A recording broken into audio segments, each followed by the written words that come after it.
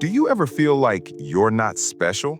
Like everyone around you has something amazing to offer, but you're just ordinary? Maybe you work hard, you're kind to people, but deep inside, you don't see your own value. Here's a truth many people forget.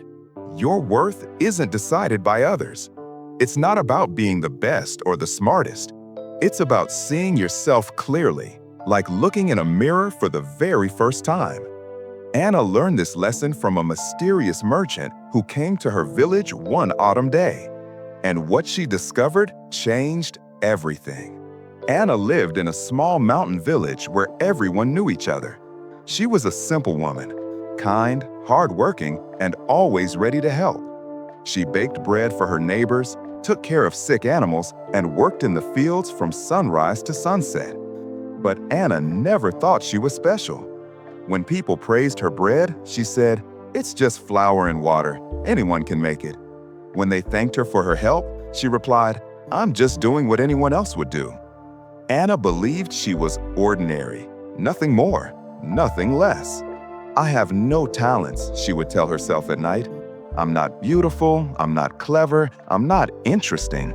I'm just here." One autumn morning, a traveling merchant arrived in the village. He carried a cart filled with strange and wonderful objects, silk scarves, silver jewelry, carved wooden boxes. But the items that caught everyone's attention were the mirrors. Most villagers had never seen a real mirror before. They only knew their faces from dark reflections in water or shadows on walls. The merchant's mirrors were different. They were clear. They showed everything. Every line, every feature, every detail. When villagers looked into these mirrors, they were amazed. Some laughed at seeing themselves so clearly. Some cried. Everyone was surprised. Anna watched from a distance. She was curious but also afraid. "I don't need to see myself," she whispered. "I already know what I am. Ordinary." The merchant noticed her standing alone.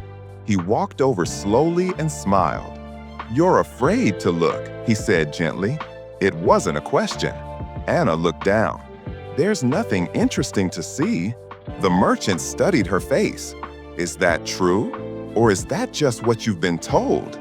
Anna didn't answer, but the question stayed in her mind all day. That evening, when the village grew quiet, she returned to the merchant's cart. "Show me," she said quietly. The merchant picked up a beautiful mirror with a wooden frame carved with flowers. "This mirror shows the truth," he said seriously. "But many people don't like the truth. Are you ready to see it?" Anna's hands shook, but she nodded. The merchant held up the mirror. Anna looked into it. At first, she only saw what she expected, a plain woman with tired eyes and rough hands. But then she looked deeper. She saw a woman with a gentle face that had comforted many people. She saw hands that were strong from years of hard work. She saw eyes that were kind, even when life was difficult. For the first time, Anna saw herself not through other people's words, but as she truly was. And what she saw wasn't ordinary at all. Tears filled her eyes. "I never knew," she whispered. The merchant nodded. "Most people don't. They see themselves through other people's words. You're too quiet. You're not special. You have nothing to offer." They hear these things so many times that they start believing them. But words aren't the truth. This mirror shows the truth. Anna touched her reflection gently. "How much does it cost?" The merchant looked at her with serious eyes. "More than you can pay, but I'll give it to you anyway. You need it more than anyone here." Anna stepped back. "I can't accept such an expensive gift. It's too much." "Then pay me in a different way," the merchant said. "Every time you look in this mirror, remember what you saw today. Remember your worth. Don't let anyone, not even yourself, make you feel small again. That's my price." Anna held the mirror carefully. "I promise," she said. The merchant smiled and disappeared into the night. Some say he was never seen again.